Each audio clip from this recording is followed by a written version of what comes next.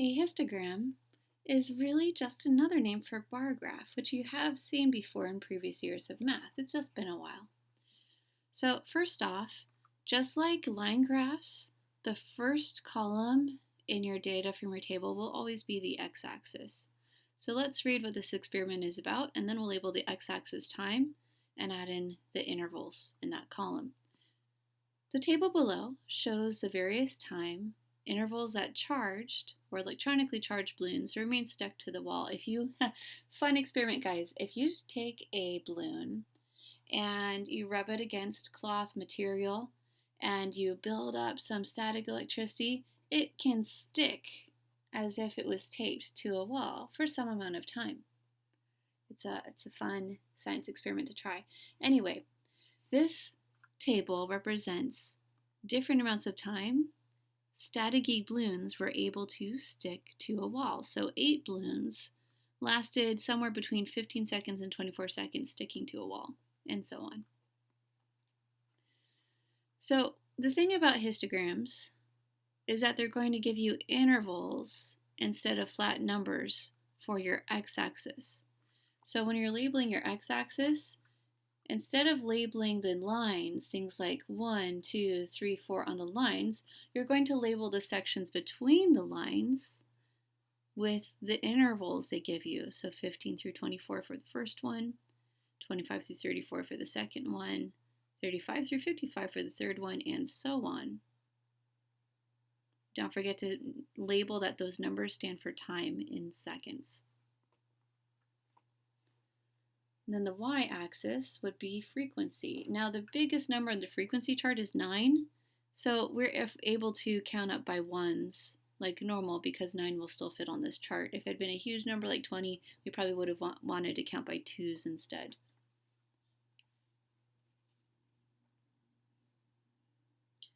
Now for a histogram, it really just means bar chart. So if the 15 through 24 interval had a frequency of 8, that means we're going to fill in that first column of our graph up to 8. That's the first bar in our histogram. For the 25 through 34 interval, the frequency was 9 times, so you'd fill that one up to 9.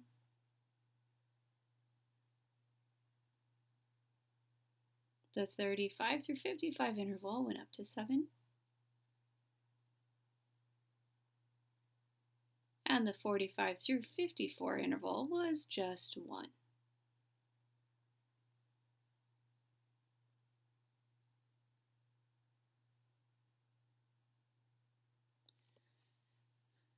Now that you have your histogram, you can use that organization of your data to answer the questions about your experiment. So, part B, how long did most balloons stick to the wall? Well, most balloons, let's see which category had the most balloons in it. Oh, this category went the highest. It had the most balloons in it. 9 balloons fell in this category. So, how long did most balloons stick to the wall? Somewhere between 25 and 34 seconds.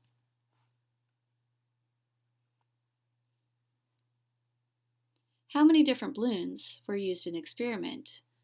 So frequency is telling us how many different times they ran the experiment. So if you add up the frequencies, there's 8 balloons in this category, 9 balloons in that category, so on. If you add it up, you figure out how many different balloons they used. 25 different balloons.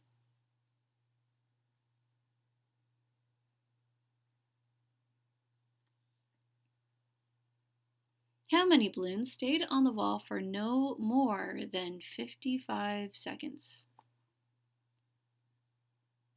No more than means 55 seconds and everything less than that. So no more than 55 seconds could mean 50 seconds. It could mean 5 seconds. So 55 and everything less. So if you look at the frequencies for 55 and everything less, that's 8 plus 9 plus 7. 24 balloons.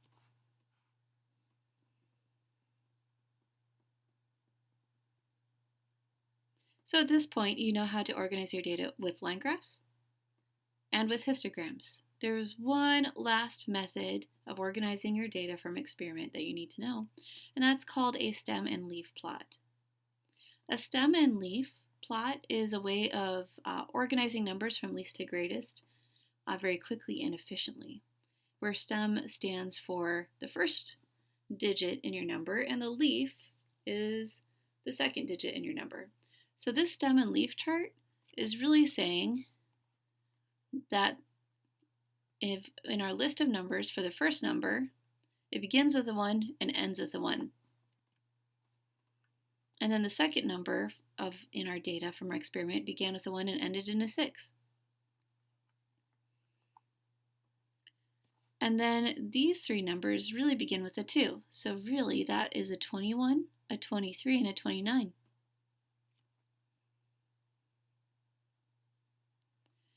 Having no numbers here means that there isn't actually any data from our experiment that fell in the 30s.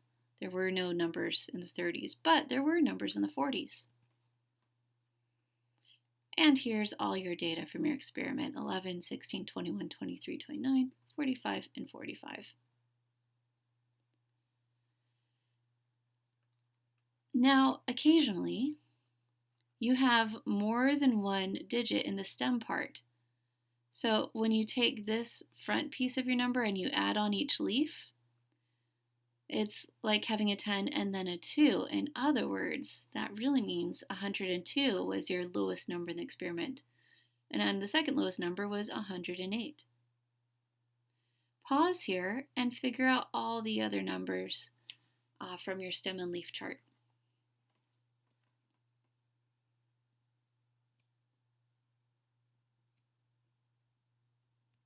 Your chart should look like that. Notice how your stem and leaf chart is organized from least to greatest automatically. So for example, with your first stem and leaf chart, you could see that your smallest data point was 11, your largest was 45. One thing you'll be asked to do in the homework is to create your own stem and leaf chart.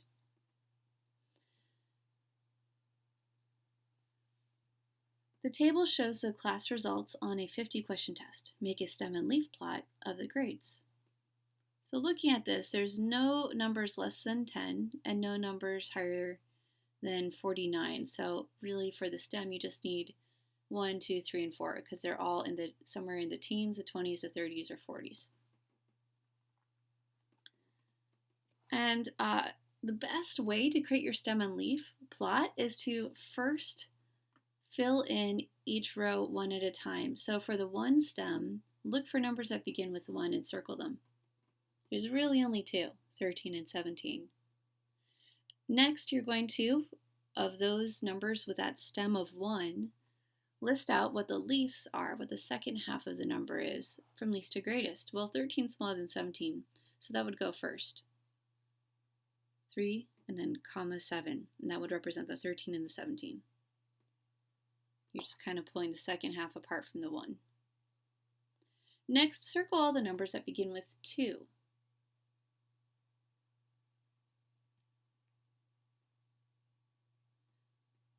And then you're going to list those from least to greatest. 8's the smallest, so that would go first, and then there's 3 9's. And then you circle all the 30-something numbers, everything that begins with 3, and list those from least to greatest. Go ahead and do the 40s section of your stem and leaf chart on your own.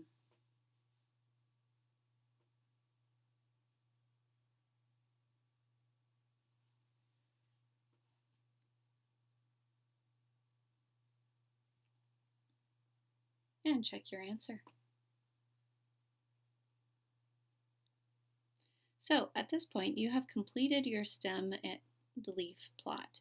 One thing you might want to double check, the thing about stem and leaf plots is it's really easy to just skip one data point by accident. So not only is it helpful to cross off every number once you transfer it to your chart, it's also helpful to make sure you have the exact same numbers of items in your stem and leaf chart that you had in your original data chart.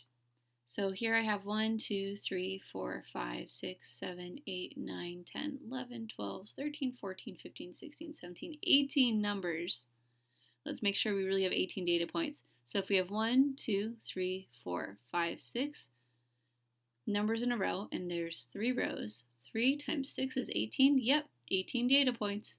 We didn't miss any, we got all 18. So it's a good thing to do to double check you didn't miss any details. All right, now you could use your stem and leaf chart to analyze the data and find patterns. For example, what were the highest and lowest scores? Well, your stem and leaf chart organizes your numbers from least to greatest automatically. So the first number is your lowest score, and the last number represents your highest score. When you put them back together with the stem, the lowest number was 13, and the highest was 49.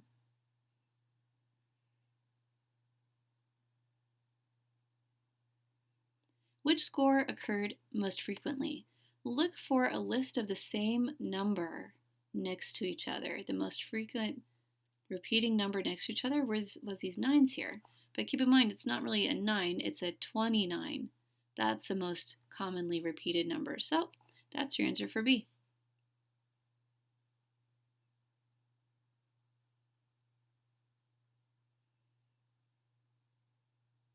Part C.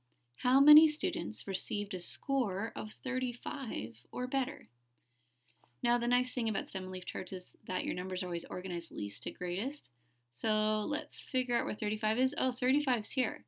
So the students who received a score of 35 or better, for this, onwards, because that would be 36, 37, and so on.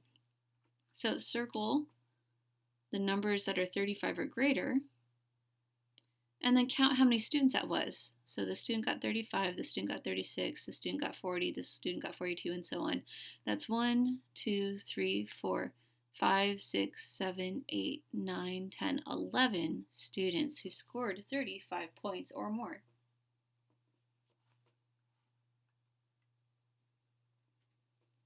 And that's it for today's notes. Great job, everybody. Don't forget to turn in your notes on Schoology when you're done.